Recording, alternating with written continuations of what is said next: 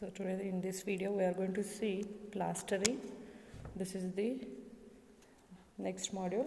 So coming to the definition of plastering, plastering is the process of covering rough surfaces of walls, columns, ceilings and other building components with thin coats of plastic mortars to form a smooth durable surface. So the coating of plastic material, it is mortar. Okay, so mortar basically will prepared by using the cement, sand and water. Okay, so the coating of plastic material is termed as a plaster. Then plastering on an external exposed surface, if you are going to giving the plastering on an external surface, then it is known as a rendering. Okay, so plastering is nothing but covering the rough surface of the building components with the thin coats of plastic mortar. So this is the definition of plastering.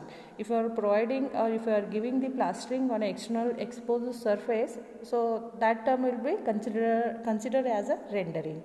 Next, coming to the objectives of a plastering.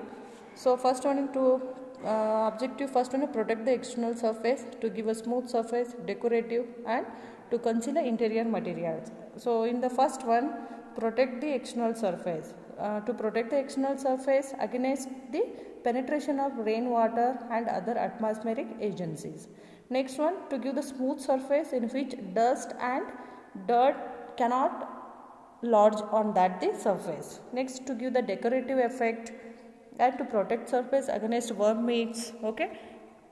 Next one will be the to conceal interior work, so material or defective workmanship. We can avoid the defective workmanship by applying the plastering.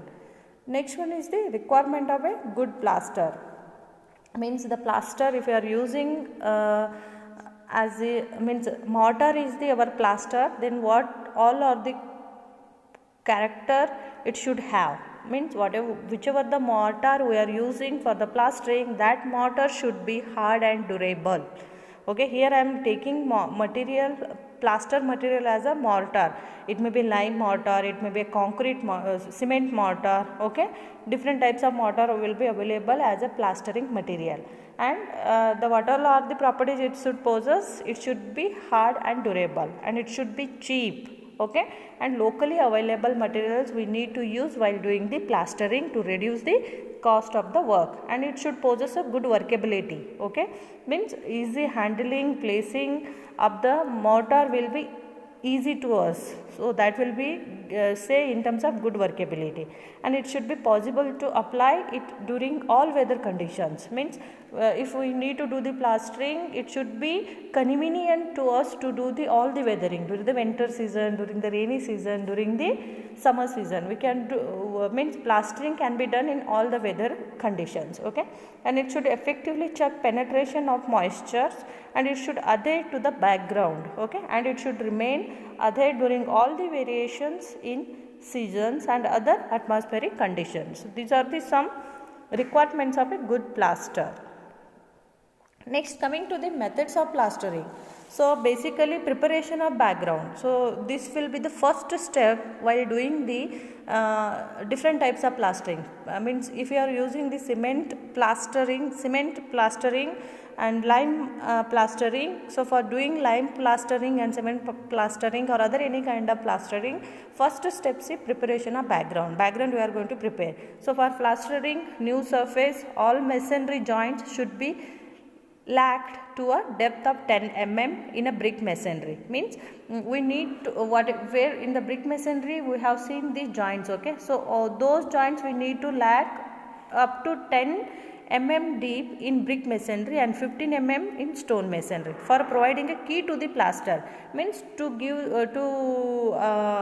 adhere the plaster to the masonry structures. For that purpose we are lacking it. Okay, next all the mortar dropping and dust shall be removed with the help of the stiff wire brushes. We need to clean the surface of the wall before plastering. Okay, it should not contain any dust or any other materials. Okay, next any unevenness is leveled Okay, means unevenness surface we need to level, and for a finish is applied the 3-coat local projection should not less more than 10 mm, or general surface local diffraction should not be exceed 20 mm. Means we need to provide the plastering in a 3-coat we are going to provide the plastering. First coat, second coat and third coat. First coat will be roughly they will provide the mortar on the surface of the wall. Later they will second coat they will provide and they will make the its surface finishing. Okay, and third coat will be the only for leveling purpose or surface finishing purpose.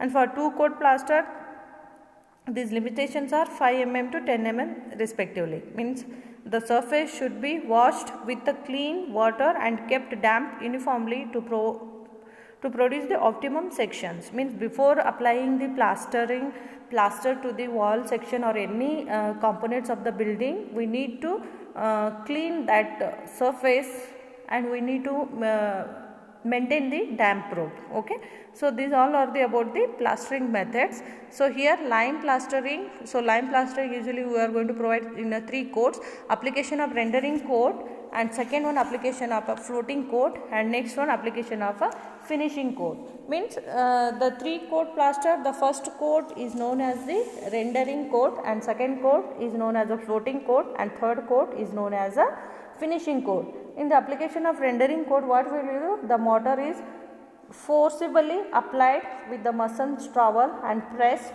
well into a joints. Okay, and over the surface. So this is the in the first step they will do forcibly mortar will be applied on the building components, especially on the joints. Okay, next in the third coat, application of rendering or floating. So in this coat, clean of all dirt, dust and other loose mortar dropping, and it is lightly wetted. Okay, then patches of 15 cm by 15 cm or strips of 10 cm wide are applied, suitably spacing to act as a gauge. Means in the second coat they will not provide the plastering for the whole surface, they will divide the whole surface in terms of some gauges. Okay, so the gauge dimension will be 15 cm by 15 cm or strips of 10 cm wide.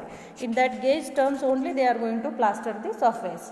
Next one is the application of finishing. In the case of lime sand mortar, the finishing coat is applied immediately after the floating coat. Okay, especially in the lime plastering. Okay, in the lime plastering what will they will do?